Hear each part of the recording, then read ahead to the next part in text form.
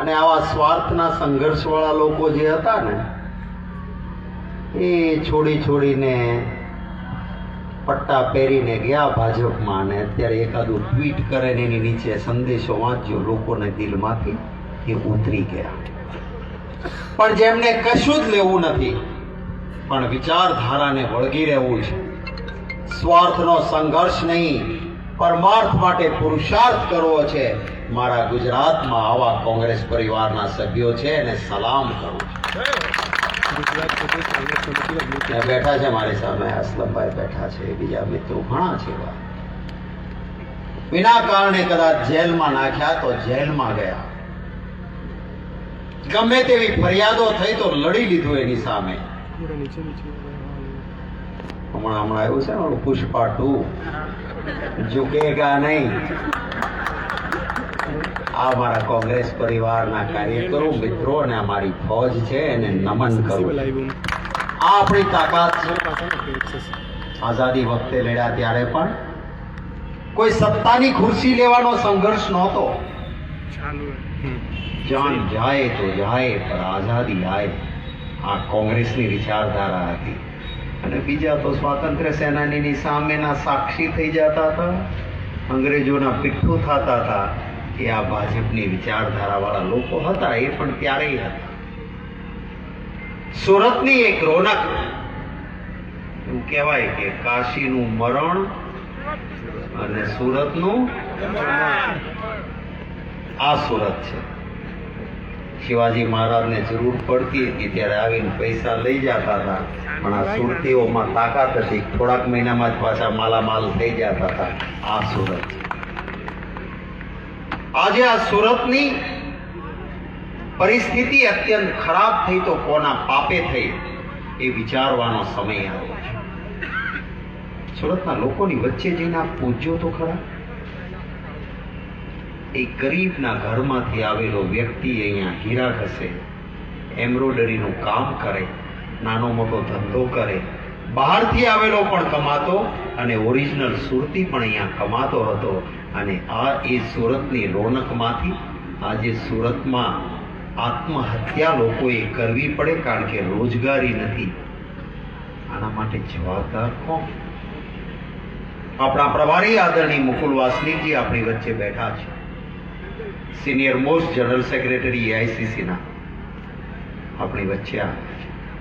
આપણા વિધાનસભા કોંગ્રેસ પક્ષના નેતા ભાઈ અમિતભાઈ, આપણા એઆઈસીસીના ઇન્ચાર્જ સેક્રેટરી ઉષાબેન, આપણા સિનિયર સાથી ભાઈ શ્રી તુષારભાઈ ચૌધરી, ભાઈ શ્રી આનંદભાઈ ચૌધરી, ભાઈ શ્રી ઇન્દ્રનીલભાઈ રાજ્યગુરુ, વિધાનસભા કોંગ્રેસ પક્ષના ઉપનેતા આદરણીય ભાઈ શ્રી શૈલેષભાઈ પરમાર, બેન પ્રગતિબેન, ગીતાબેન,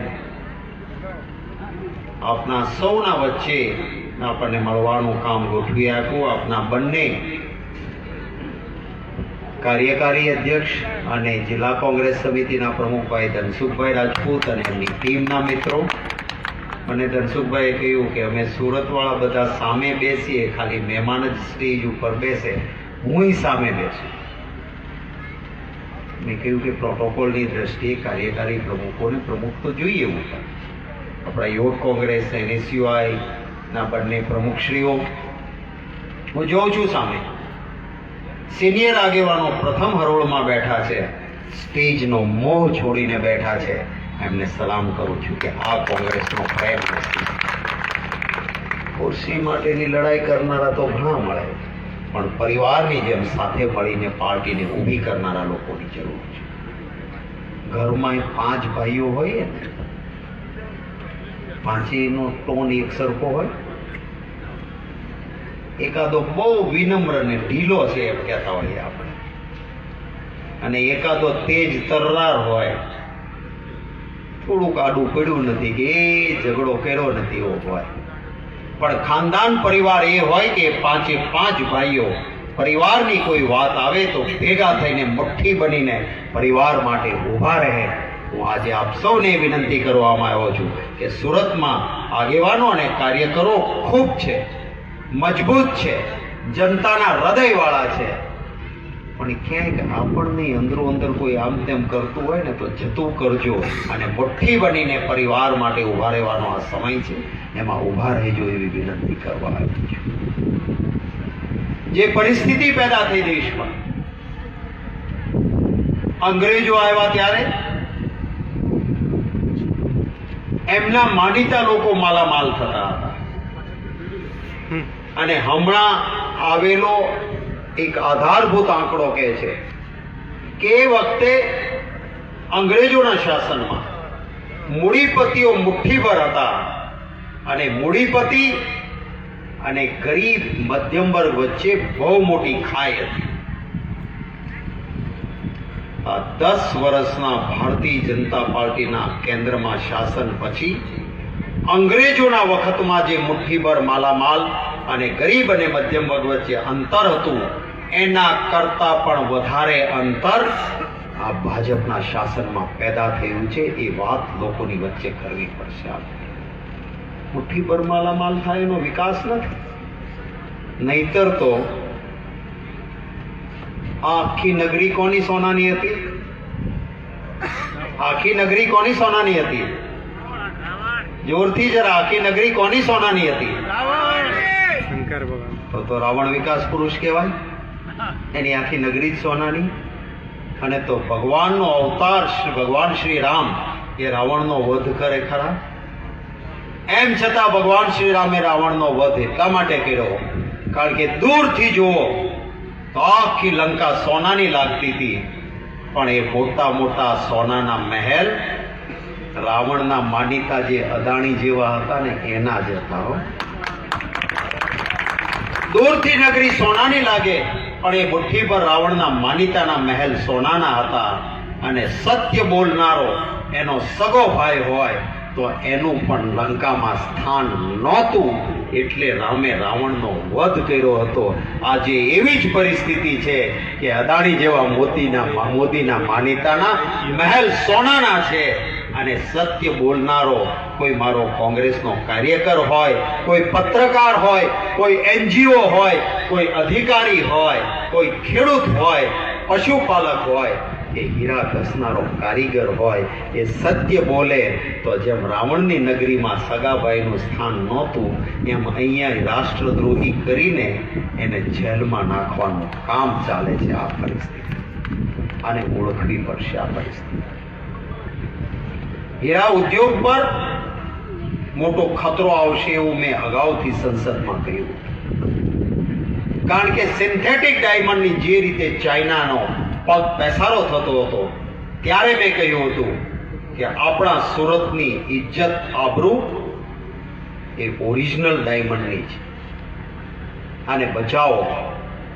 ત્યારે આ દેશના વડાપ્રધાને એને બચાવવાના બદલે અમેરિકા ગયા અને અમેરિકાના પ્રમુખની પત્નીને સિન્થેટિક ડાયમંડ ભેટ આપીને આવ્યા. કઈ પ્રકારની આ વાત છે? રશિયા સાથે યુક્રેનનું યુદ્ધ ચાલે અને એમાં એ યુદ્ધમાં ખરા અર્થમાં રશિયાને દંડે કોઈ તો વાંધો નહીં, પણ G8ના કન્ટ્રીઝ ભારતમાંથી સુરતમાંથી ઘસાઈને રશિયન રફનો ડાયમંડ ગયો હોય તો એને નહીં ખરીદીએ આવો નિર્ણય G8ના દેશોએ કર્યો. પરિણામે અહીંયા મંદી આવી, હીરા ઉદ્યોગની મુશ્કેલી ઊભી થઈ. વડાપ્રધાને 36ની છાતી ત્યાં બતાવવાની જરૂર હતી, લાલ આંખ ત્યાં કરવાની જરૂર હતી, એમણે કરી નહીં. પરિણામ આજે ભોગવવું પડે છે. મારા દેશનો કોઈ પણ હિન્દુ આખી દુનિયામાં ક્યાંય પણ જતો હતો એ પ્રેમથી સ્વીકારાઈ જતો હતો. શા માટે? કારણ કે મારા દેશમાં એ વાત હતી कि मजहब नहीं सिखाता आपस में बैर रखना, हिंदी है हम, वतन है हिंदुस्तान हमारा.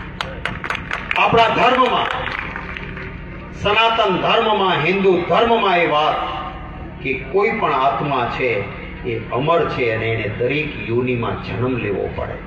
એટલે આજે કોઈ આત્મા મારો પૂર્વજ મૃત્યુ પામ્યો હોય તો કાલે કોઈ દલિતના ઘરે પણ જન્મ થાય, એનો પાકિસ્તાનમાં કે અમેરિકામાં પણ જન્મ થઈ શકે, એનો આફ્રિકામાં પણ જન્મ થઈ શકે, અને મૃત્યુથી પામેલો આત્મા કોઈ પશુ પક્ષીમાં પણ એનો જન્મ થઈ શકે. આવી હિન્દુ ધર્મની ઊંચી ફિલોસોફી હતી, અને એટલા માટે જ કહેવાયું વસુધૈવ કુટુંબકમ. આપણને કીડી ચટકો ભરે ને તો એને પણ જમવાનું કીડિયારું પૂરવાની માનતા મારો હિન્દુ રાખતો. અને એટલે દુનિયામાં ક્યાંય પણ હિન્દુ જાય તો એને ક્યારેય તકલીફ નહોતી પડતી. મતોના રાજકારણ માટે હિન્દુ ધર્મની ફિલોસોફી બદલાવી નાખી આ ભારતીય જનતા પાર્ટીએ. રામનો મરે તોય ભલે, રહીમનો મરે તોય ભલે, મારા મતનું તરભાણું ભરે. અને ધર્મના નામે આ દેશમાં મતોના રાજકારણ માટે ભારતીય જનતા પાર્ટીએ ઝઘડા કરાવ્યા, અને પરિણામ શું થયું કે દુનિયાભરમાં જે હિન્દુને દૂધમાં સાકર ભળે એમ લોકો ભેળવી દેતા હતા, એ હિન્દુની તકલીફ ઊભી થાય છે. જાઓ ને બાંગ્લાદેશમાં, ક્યાં ગયા ભાઈ બધા અડધી ચડ્ડીવાળા શેરીઓમાં ફરતા હતા, ત્યાંથી દિલ્હી સુધી. અરે બાંગ્લાદેશથી આવેલી એક બહેન ત્યાંથી હાંકી કાઢી, એ મુસ્લિમ છે, એને તમે સંગ્રહ આપો છો ભારત દેશમાં મારા, અને બાંગ્લાદેશમાં હિન્દુઓને તકલીફ પડે તો પણ એ મહિલાને તમે અહીંયા રાખો મુસ્લિમની, એ તમને ગમે. અને મારો મુસ્લિમ બિરાદર, આ દેશની આઝાદી માટે એના પૂર્વજોએ લોહી વહેડાવ્યું છે, એ મુસ્લિમ બિરાદર તમને ગમતો નથી મારા દેશનો. કઈ રાતની રાજનીતિ કરવા માંગે છે આ ભારતીય જનતા? જે લોકો આ વાત કરે છે એની વચ્ચે જઈને કહેજો કે દેશની આઝાદી વખતે હિન્દુ મુસ્લિમ ભાઈ ભાઈ બનીને લડ્યા તો દેશ આઝાદ થયો. વર્લ્ડ કપ જીતીને આપણે આવ્યા ત્યારે એ વર્લ્ડ કપની ટીમમાં એક મુસ્લિમ બિરાદર પણ ક્રિકેટર હતો અને હિન્દુ પણ હતા. એ ભેગા થઈને રમાય છે ત્યારે વર્લ્ડ કપ આપણે જીતીને આવીએ છીએ. જો આ ભાગ પાડીશું તો દેશની હાલત શું થશે? ભારતીય જનતા પાર્ટીએ માત્ર ને માત્ર મતોના રાજકારણ માટે, મેં કહ્યું ને, એમને કોઈ તકલીફ નથી. રામનો મરે તોય ભરે, રહીમનો મરે તોય ભરે. શા માટે? તો પછી તમે ચૂપ રહો છો. જ્યાં દુનિયામાં હિન્દુને તકલીફ પડે તો ત્યાં તો તમે રક્ષણ નથી આપી શકતા, અને અહીંયા તમે આ ધંધા કરો છો એના કારણે આ તકલીફો આપણા લોકોને થાય છે. હમણાં જ માનનીય અમિતભાઈ અહીંયા કહેતા હતા, બહુ સાચી વાત કરતા, કે ખરા અર્થમાં કોઈ ડ્રગ્સ વેચનારો પકડાય, નીટની પરીક્ષાનું પેપર ફોડનારો પકડાય, ક્યાંય મોટી ખ્યાતિ હોસ્પિટલમાં કૌભાંડ કરનારો પકડાય, ક્યાંય સાબરકાંઠામાં ભાજપની સાથે જોડાયેલો હોય, એ કેટલાયનું કરોડોનું કૌભાંડ કરીને જાય. કોઈનો વરઘોડો કાઢ્યો ખરો? કોઈના ટાંટિયા ભાંગ્યા ખરા? કોઈને ત્યાં બુલડોઝર ગયું ખરું? આ મોટા મોટા અપરાધીઓને નહીં, અને અપરાધી છે, હું કોઈની બચાવ નથી કરતો, પણ ગરીબનો દીકરો હોય તો એના ટાંટિયા ભાંગી નાખીને વરઘોડા કાઢવાના. અને મોટા ગુના કરનારા, તમારા ભાજપના ખેસ પહેરીને ધંધા કરનારા હોય, એનો વરઘોડો કેમ નીકળતો નથી? એના ટાંટિયા ભાંગવાની વાત કેમ નથી કરતી? हाय गरीब की कदी न खाली जाए, हाय गरीब की कदी न खाली जाए, मुए ढोर के चर्म से लोहा भी भस्म हो जाए. યાદ રાખે, હું કહીશ ભારતીય જનતા પાર્ટીને કે તમને આ ગરીબની હાય ખાઈ જવાની છે એક દિવસ. समय समय बलवान नहीं पुरुष बलवान, काबे अर्जुन लूटियो वही धनुष वही बाण. ઠીક છે, સમય સાથ આપ્યો, સત્તા મળી, અરે અમે વર્ષો સુધી ભોગવી સત્તા, પણ આવો અહંકાર નહોતો કર્યો. હું હતો રાજ્યસભામાં, માનનીય મુકુલ વાસનિકજી મારી બાજુમાં જ બેઠા. આ દેશના ગૃહમંત્રી અમિતભાઈ શાહ જે રીતે બોલતા હતા, એ કોઈ રાજકીય માણસ નહીં, સાતમા આસમાને ચડેલો એ અહંકાર બોલતો હતો. આખી સ્પીચમાં જેમણે દુનિયામાં શ્રેષ્ઠ બંધારણ આપ્યું એ બાબા સાહેબ આંબેડકરનું નામ કોઈ પણ લે તો એક માન અને સન્માન સાથે લે. આંબેડકરજી કહે, બાબા સાહેબ આંબેડકર કહે, કારણ કે એક ઉત્તમ બંધારણ આ દેશને મળ્યું તો એ બાબા સાહેબ આંબેડકર કહે. અને આ ભાઈ શું કહેતા હતા ત્યાં આખા પ્રવચનમાં પાછળથી ભાજપ વાળા બીતા બીતા કહેતા તો, સાહેબ આંબેડકરજી કહો, સાહેબ આંબેડકરજી કહો. કોઈ ઓળે કે સાહેબ બાબા સાહેબ બોલો. રાજકીય નેતા તો છે નહીં, એટલે એને કોઈ કહેવા વાળા છે એના લોકો એ બિચારા એટલા બધા ડરે, એટલે ડરતા ડરતા એ કહેતા હતા કે બાબા સાહેબ બોલો, આંબેડકરજી બોલો. પણ એ બોલવાની એની તૈયારી નહોતી, કારણ કે અહંકાર બોલવા દેતો. શું કે आंबेडकर आंबेडकर आंबेडकर मत बोलो, फैशन हो गई आंबेडकर आंबेडकर बोलना. इतना नाम भगवान का लो तो 7 जन्म तक स्वर्ग मिलेगा. આ તમને મારે એટલું જ સંભળાવું. आंबेडकर आंबेडकर आंबेडकर आंबेडकर आंबेडकर आंबेडकर इतना नाम अगर भगवान का लेते तो 7 जन्मों तक स्वर्ग मिलता था. अभी एक फैशन हो गया है आंबेडकर आंबेडकर आंबेडकर आंबेडकर आंबेडकर. સાંભળ્યું ને તમે? અને આ વિડીયોમાં ક્યાંય આઘી પાછી કરી હોય તો એ એના ડર્ટી ટીક ડિપાર્ટમેન્ટ વાળાને ચેલેન્જ કરું છું કે કેસ કરજો મારી સાથે. આ ઓરિજિનલ વિડીયો છે, અહંકારીની ભાષા ને શબ્દો ને એનો ફોટો બધું. જેમણે એક રાષ્ટ્રીય પુરુષ, જેને એક સન્માનની દ્રષ્ટિથી આખો દેશ જોતો હોય એવા બાબા સાહેબ આંબેડકરનું અપમાન કર્યું હોય એને માફ કરાય? એને માફ કરાય? એને માફ કરાય? સૌને વિનંતી કરું છું કે ઘર ઘર સુધી આ સંદેશો લઈને જાજો અને આનો જવાબ લોકતંત્રમાં લોકોના દ્વારા મળે એ માટેનો પ્રયત્ન કરજો. આપ સૌ ખૂબ મોડી રાત સુધી અહીંયા ઉપસ્થિત રહ્યા. ખાસ કરીને મારી માતાઓ, બહેનો, દીકરીઓ ઉપસ્થિત છે, એનો વિશેષ આભાર માનું છું. કારણ કે ઘણાને તો અત્યારે ઓલી સિરિયલ જોવાનું હોય ને, એ છોડીને તમે જનસભામાં ઉપસ્થિત રહ્યા. સુરત શહેર કોંગ્રેસ સમિતિના ટીમના તમામ સભ્યોને, સુરત શહેરના તમામ આગેવાનો, કાર્યકર્તાઓનો આભાર માનું છું. માનનીય મુકુલજી આપણા સિનિયર મોસ્ટ નેતા છે, ખૂબ સારા વક્તા છે, છેલ્લા વક્તા છે. એમનું પ્રવચન પૂરું થાય ત્યાં સુધી એક પણ વ્યક્તિ ખુરશી છોડીને જાય નહીં એવી નમ્રતાપૂર્વક વિનંતી કરું છું. અને હું જ વિનંતી કરીશ કે आओ मुकुल वासनिक जी, आप ही प्रवचन कीजिए और हमें मार्गदर्शन दीजिए. Thank you. પોતાના બ્રાન્ડિંગ માટે પેલી એજન્સીઓને કરોડો રૂપિયા આપી અને રીલ્સ આવે છે. ક્યાંક વડોદરામાં એક દીકરી ગરબા રમવા જઈને ઘરે પરત ફરતી હોય ત્યાં એની પર સામૂહિક બળાત્કાર કરવામાં આવે છે. ક્યાંક સુરેન્દ્રનગરમાં જાઓ તો 3 વર્ષની એક માસૂમ દીકરી પર પાશવી બળાત્કાર થાય છે. અહીંયા સુરતમાં એક માસૂમ દીકરી પર પાશવી બળાત્કાર થાય છે. ગુજરાતમાં આવા અનેક બનાવો બની રહ્યા છે અને કમકમાટી વસૂલી જાય જ્યારે તમે કોઈને એવી દીકરીને હોસ્પિટલમાં જોવા જાઓ.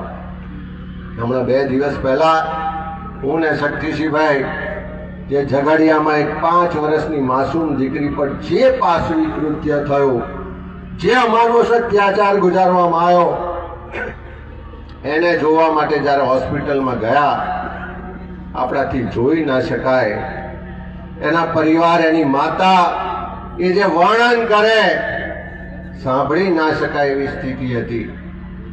એ ઝારખંડનો મજૂર પરિવાર અહીંયા રોજગારી લેવા આવ્યો હતો અને એ પરિવારની દીકરી પર જ્યારે આવો પાશવી કૃત્ય થયો, એ ઝારખંડની સરકાર ને ખબર પડી તો એણે એના મંત્રીને સ્પેશિયલ ફ્લાઇટ લઈને 2 અધિકારીઓ સાથે અહીંયા વડોદરા હોસ્પિટલમાં મોકલી આપ્યા. છેક ઝારખંડથી એ મંત્રી અહીંયા વડોદરામાં એ દીકરીની જોવા માટે આયા, એના પરિવારને મળવા આયા. પણ ગાંધીનગરથી વડોદરા આવવાનું મંત્રીને કે કોઈ સરકારના પ્રતિનિધિને ટાઈમ ના મળ્યો. આ વડોદરા શહેરમાં ભારતીય જનતા પાર્ટીના ધારાસભ્યો છે, સંસદ સભ્ય છે એ ભરૂચના સંસદ સભ્ય કે આખા ગુજરાતના એક પણ ભાજપના નેતાને એટલી પણ લાગણી ના થાય કે મારા ગુજરાતમાં એક 5 વર્ષની માતા આવું પાશવી કૃત્ય એમ પણ ના થયું કે અમે આ ગુજરાતની બહેનો માતાઓ દીકરીઓને આશ્વસ્ત કરીએ કે ફરી આવું નહીં બને. પેલા કોક વરઘોડા લે છે, નકલી પીએમઓ નો એક અધિકારી પકડાયો હતો, નામ કોઈને ખબર છે? કિરણ પટેલ. નકલી સીએમઓ નો અધિકારી પકડાયો હતો, નકલી ટોલ નાકું પકડાયો, દાહોદમાં નકલી કલેક્ટર કચેરી પકડાઈ, નકલી સીબીઆઈ નો અધિકારી પકડાયો, નકલી ઇન્કમ ટેક્સ નો અધિકારી પકડાયો, નકલી જજ પકડાયો. એ જોયું કે નકલી કોઈ ઇન્ડિયાના પીએ પકડાય છે. આખી સરકાર જ નકલી હોય એવી સ્થિતિનું નિર્માણ મૂકીને સત્તા સોંપી છે, જેની જવાબદારી છે એના બદલે ક્યાંક રિમોટ કંટ્રોલ થી ચાલતી આ સરકાર ચાલે છે.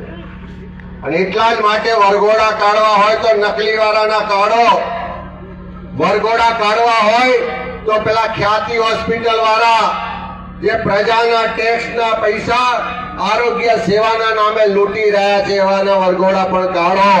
વરઘોડા કાઢવા હોય તો પેલા બીજેડ ખાન જેવા લોકોને લૂંટવા વાળા છે એના પણ વરઘોડા કાઢો. વરઘોડા કાઢવા હોય તો ભાજપનો ખેસ પહેરીને જે પેલા બળાત્કારીઓ પકડાયા છે, તમારા નેતાઓ, હોમ મિનિસ્ટર કે પ્રદેશના પ્રમુખ સાથે જે ડ્રગ્સ પેડલરોના ફોટા વાળા ડ્રગ્સ પેડલરો પકડાયા છે એમના વરઘોડા કાઢો તો ખરા કહેવાઓ. બાકી થોડા કોઈ સામાન્ય લોકોના વરઘોડા કાઢીને વાહવાહી ના લેતા.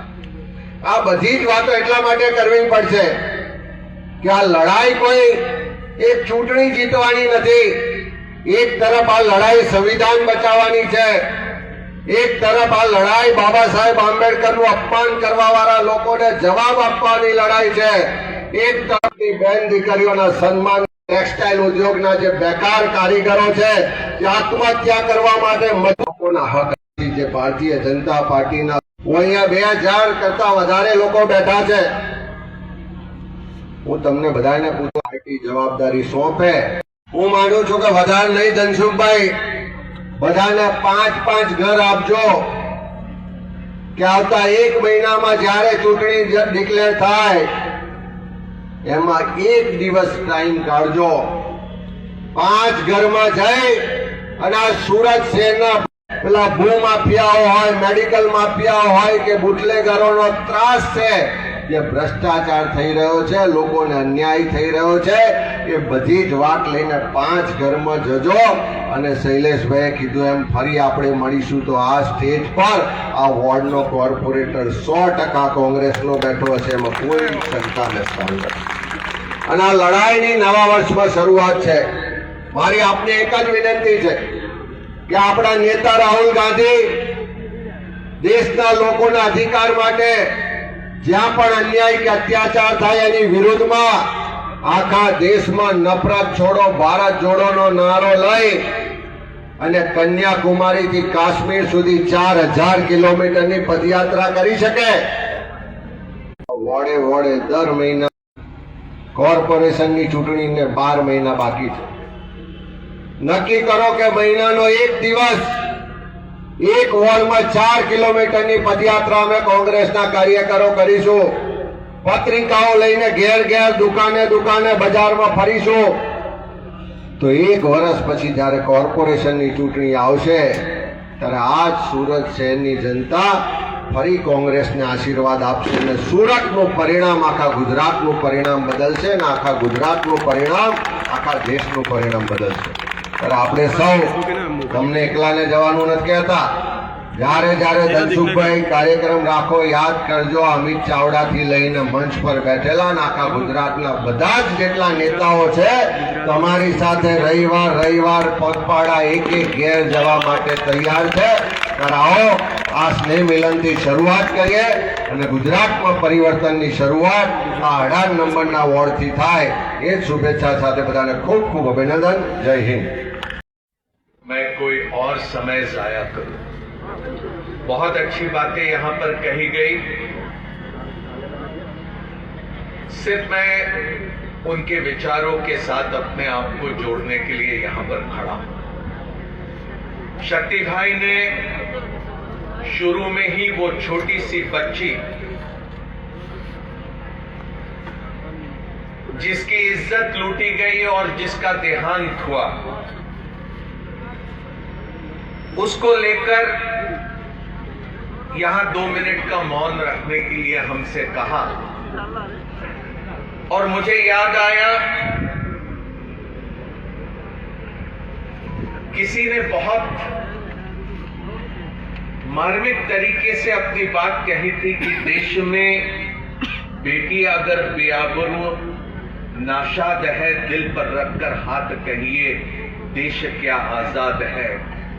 जिनका पैदा होना ही अपशकुन है, नापाक है, बेटियों की जिंदगी क्या जिंदगी है, खाक है.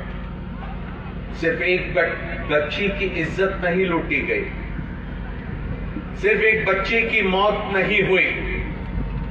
आज जिसके छाती के आकार को लेकर बात होती है, उसके होते हुए हर 16 मिनट पर किसी ना किसी बच्ची की, मां बहन की इज्जत हिंदुस्तान में लूटी जाती है. ये हकीकत, इसे हम नकार नहीं सकते.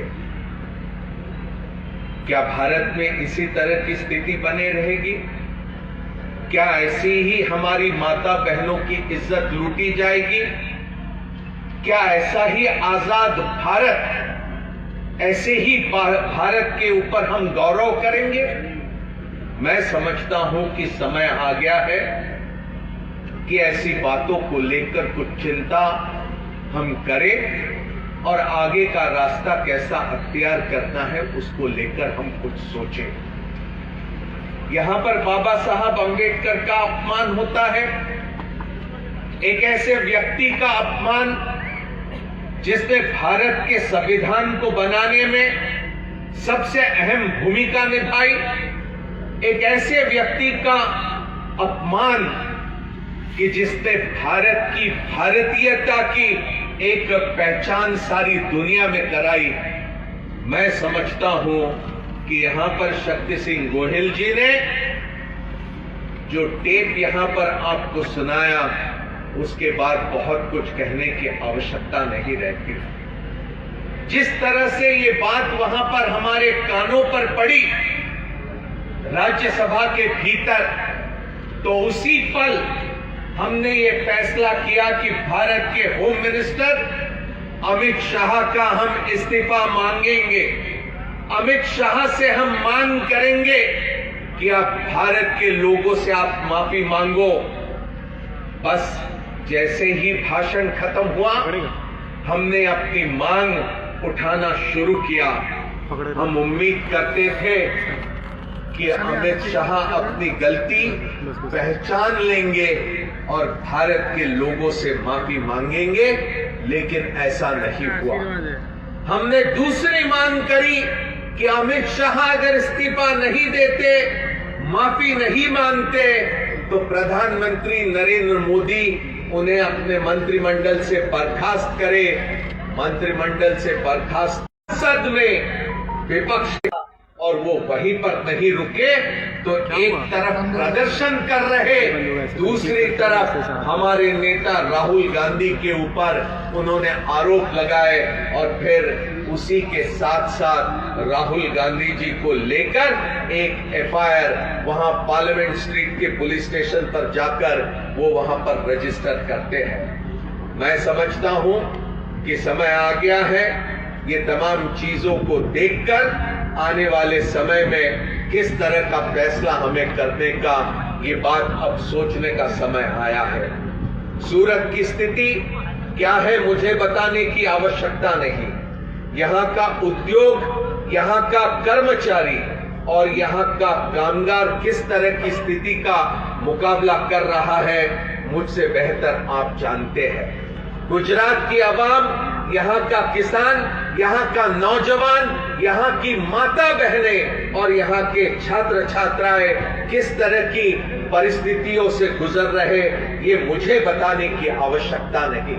यहाँ का दलित, यहाँ का शोषित, यहाँ का पीड़ित, यहाँ का आदिवासी कैसे समय से गुजर रहा है, ये आप मुझसे बेहतर जानते हैं। और इसीलिए मैं यहाँ पर आपसे अनुरोध करूंगा कि बहुत लंबे समय से हम सहते रहे, लेकिन अगर ऐसे ही सहते रहेंगे तो गुजरात नहीं रहेगा और ये मुल्क ऐसा नहीं रहेगा कि जिसके ऊपर हम अपने आप को गौरवान्वित महसूस करेंगे।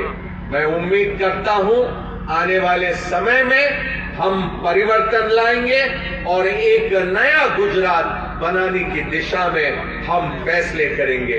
इन्हीं शब्दों के साथ मैं धनसुख भाई और उनके तमाम साथियों को बहुत बहुत मुबारकबाद देता हूं। इतनी परेशानियों के बावजूद, इतने चुनौतियों के बावजूद यहाँ पर आपने अवाम के बीच में अपनी प्रतिष्ठा हासिल करने में कोई कसर नहीं छोड़ी। यहाँ के लोगों के दिलों में जिस तरह से आपने अपने लिए अपने काम के जरिए जगह बनाई, उसके लिए मैं आपको और आपके तमाम साथियों को बहुत बहुत मुबारकबाद देता हूं और इन्हीं शब्दों के साथ अपने वाणी को विराम देता हूं। धन्यवाद। धन्यवाद वास्तविक साहब, आपके सम्मान में ये 4 पंक्तियां पढ़ता हूं। चांदनी रात बड़ी देर के बाद आई है, ये मुलाकात बड़ी देर के बाद आई है। आज आए हैं आप हमसे मिलने, आज की रात बड़ी देर के बाद आई है। धन्यवाद वास्तविक साहब। और अब मंच पर